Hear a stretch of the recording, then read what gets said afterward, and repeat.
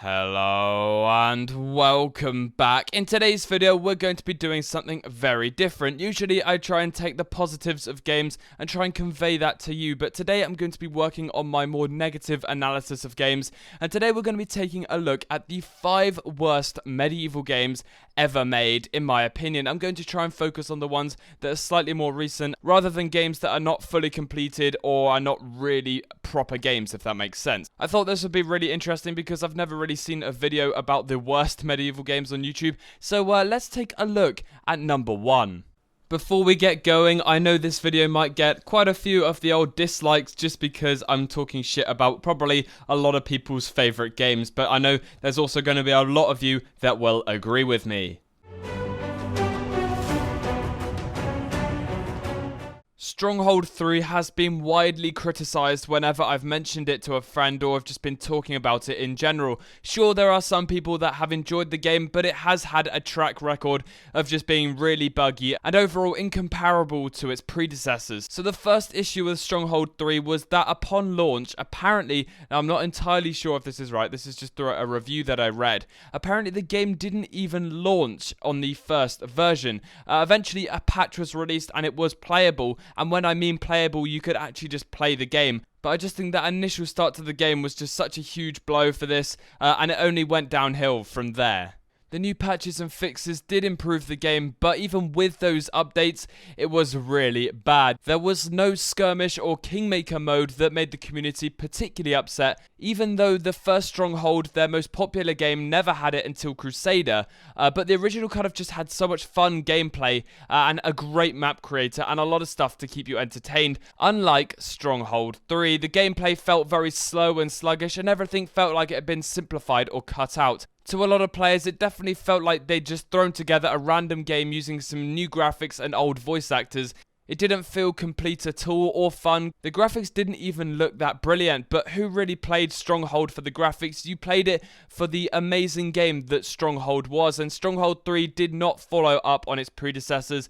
The AI often couldn't handle more than 2 to 3 move orders or changes, and they would also easily glitch around. Eventually, some patches did fix some elements of this, but even to this day, the game is nowhere near as good as it could have been. So that was Stronghold Crusader 3, and I think that is the go-to game when people think about a bad medieval game that has good predecessors, but in present day, it was pretty awful. Let's just hope this kind of thing isn't reflected in a game that we all know in Mount & Blade Bannerlord.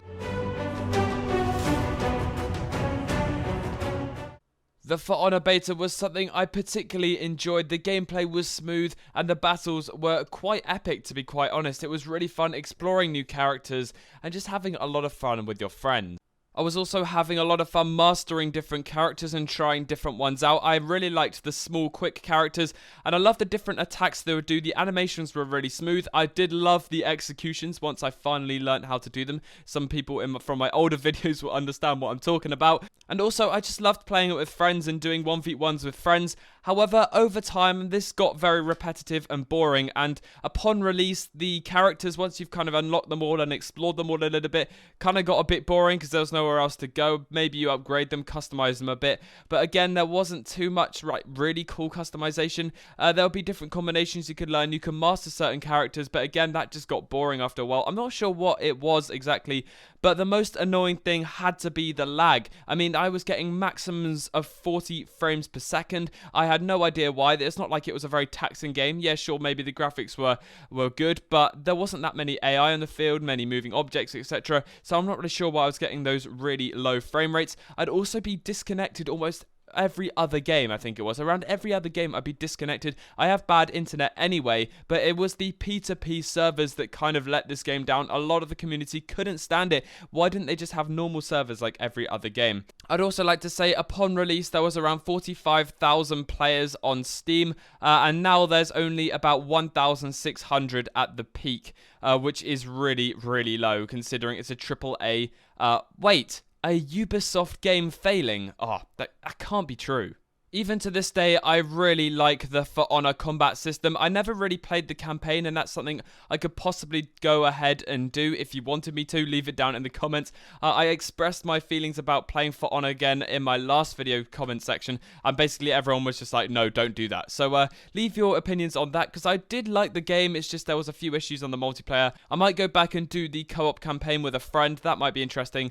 So if you want that, go ahead and leave it down in the comments. Basically love this game at the beginning, but once everyone kind of figured out the exploits and the overpowered characters, it was just really kind of frustrating to play. Ubisoft have promised to fix so many bugs and exploits, but there are still so many in the game. But yeah, that was For Honor.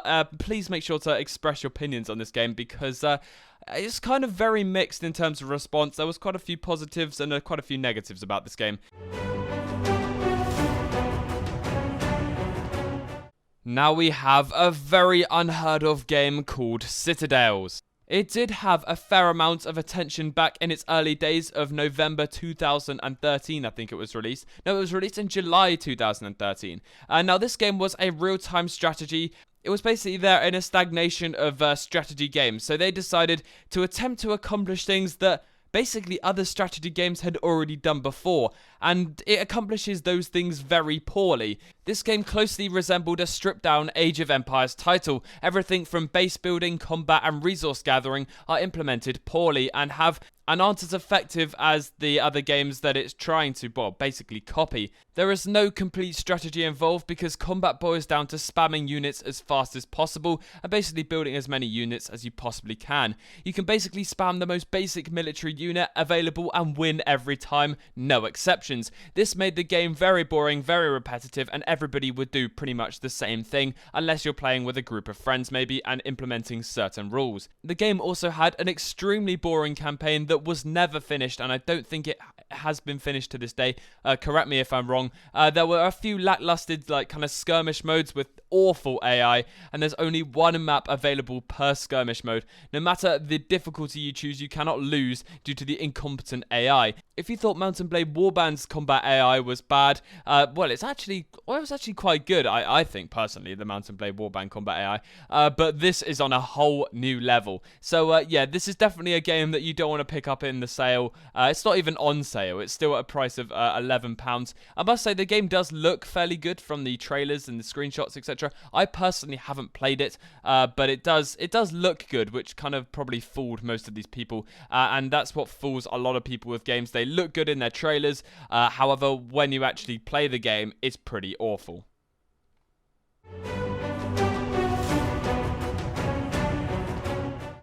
Next up on the list, we have War of the Roses, and the game itself wasn't bad at all. I used to play it a long time ago, and I think it was probably the first medieval game I ever played. That and Chivalry, right back, and I think it was around 2012, I may be wrong.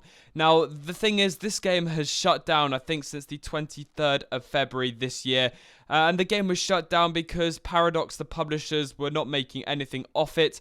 I think the game had a lot of cheaters, a lot of hackers, and basically they couldn't install efficient enough anti-cheat systems to stop these hackers from basically ruining the game. So Paradox was selling a product on Steam and across other marketplaces that people would buy, and then realize that there's extensive hacking and everything else going on, so new people that bought the game would have a really bad experience. So they decided to remove it from Steam and all other sellers of the game. I think that was the reason why. I'm not entirely sure. I've read through and gone through the internet as much as I can.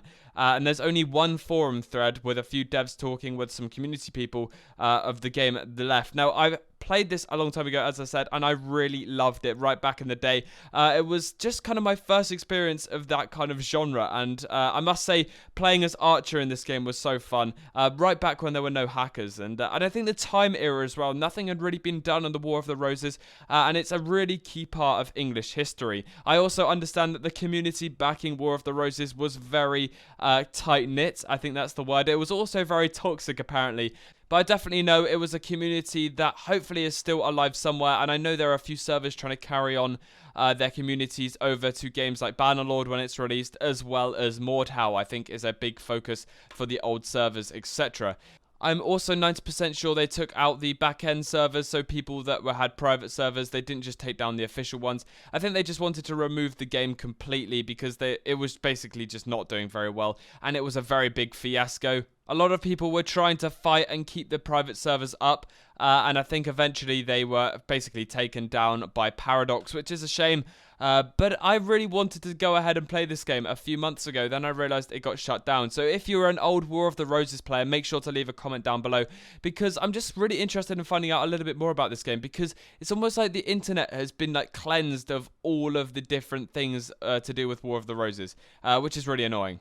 Some of the problems also involved a lot of people not even being able to launch the game. I read somewhere that it was quite often you buy the game and it just wouldn't launch at all, or there'd be just numerous issues, and he spent most of his time going through Steam forums, etc., and helping out new players. Again, this is just stuff I've read. It couldn't be 100% accurate. I really wanted to play this game 5 or so years on, and yeah, it looks like it's pretty much had it, which is a shame, but we're going to move on to the next game.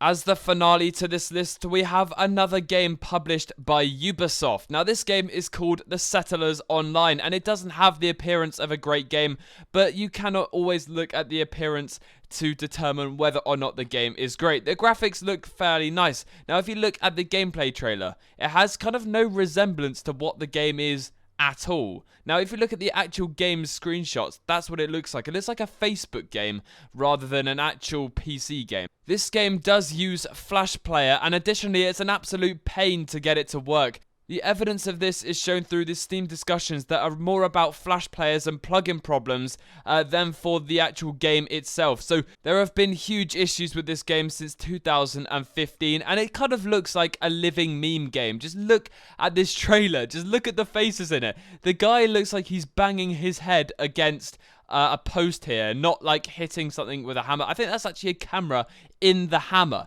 The cannon here looks really, really cool, but anything else just kind of just looks really strange.